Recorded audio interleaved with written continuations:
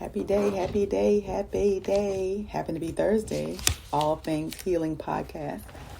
This morning I will be talking about stuck in self-sabotage. How often do we find ourselves stuck in self-sabotage and not even know it? So I'm going to give you some information, some tools. I'm going to give you some different things to think about when it comes to self-sabotage. Maybe you know what your mountain is, maybe you don't. Your mountain is the block between you and the life you want to live, and facing it is also becoming. You are your mountain. The only person that's standing in your way is you. There's nothing holding you back but you. Self-sabotage is an unconscious need that is being fulfilled by the sabotaging behavior. Okay? We sabotage our relationships because what we really want is to find ourselves, though we are afraid to be alone. Self-sabotage is just a coping mechanism we give ourselves what we need without actually addressing what the need really is. Just like any other coping mechanism, it's just a way to cope. We are merely numbing our desires. Self-sabotage comes from irrational fear. Sometimes our most sabotaging behaviors are our fears of the world and ourselves. I know that was a lot right there. We were programmed to seek what we know. Self-sabotage comes from our belief system. What you believe about your life is what you will make true about your life. What you believe about your life is what you will make true about your life. If you think that you can't do something and it's hard, you're not going to do it. Okay? If you think you can do something, you will. Your limiting beliefs may come from wanting to keep yourself safe. Your limiting beliefs may come from wanting to keep yourself safe. So what are some signs of self-sabotage? Resistance and tension. What we need to do, slow down and regroup. Hitting your upper limit, amount of good you're comfortable with having in your life, and the aches and pains and the resilience, anger, and fear. We're not wired to be happy. Slowly, you have to slowly acclimate yourself to the new normal. Uprooting, jumping from relationship to relationship. Ooh, that was me. Can I call myself out? Jumping from relationship to relationship. Just begging and never finishing anything. Just beginning and never finishing anything. That was so me.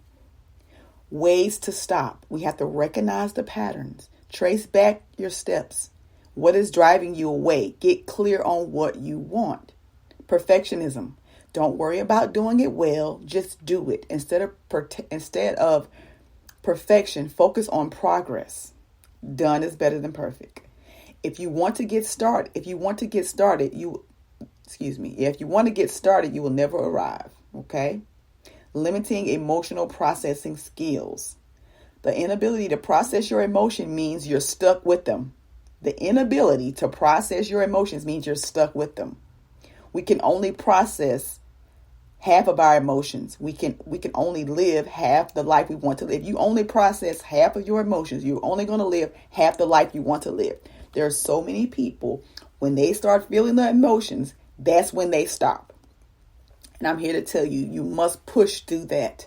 You must feel those emotions. Those emotions are valid. Those emotions are real. Take them to God. Okay? Feel those emotions. When I'm talking to somebody and they start feeling emotional, oh, I don't want to cry. Oh, I don't want to do this. And then I'll be like, oh my God, do it. There is healing on the other side of that thing. I feel so much better after a good cry. After talking about and releasing things, I feel so much better. And you will too. Stop stopping yourself. You are self-sabotaging yourself. And we do this unconsciously because we don't want to feel those things because they're uncomfortable. Here's the truth. A lot of things are uncomfortable. But in that uncomfortableness is growth. It is growth. So we have to go through what we have to grow through what we go through. Right? What else? Okay, so another one is resentment. That's how we self-sabotage. Regret. That's how we self-sabotage. Chronic fear. That's how we self-sabotage. Going back to relationships that broke you. This is how we self-sabotage.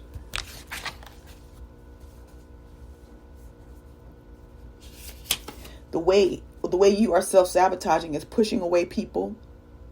What your conscious mind might want you to know is that you want people to love you and accept you so much, but the stress of it all makes you isolate yourself. The way you self-sabotage it is the way you self-sabotage authentically thinking that what you feel is real and true. What your subconscious mind might want you to know is you want to worry because it feels comfortable and therefore safe. Some people love to worry. They they feel like if I worry about this thing, this makes me feel safe. This makes me feel comfortable when I worry, when it's the absolute opposite.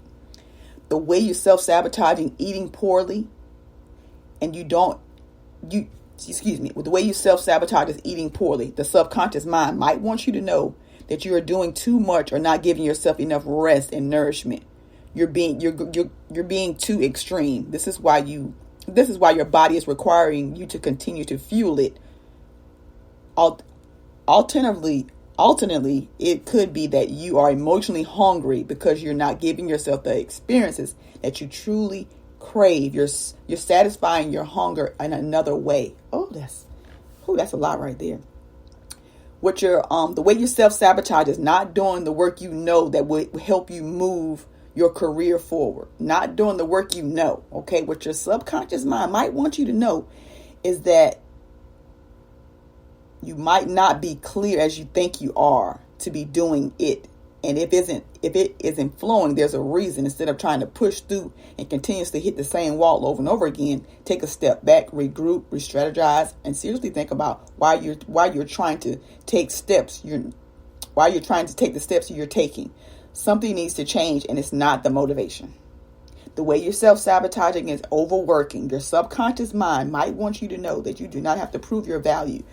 You do, however, have to stop running from the discomfort of being alone and the feeling, which is a very often reason why that people overwork.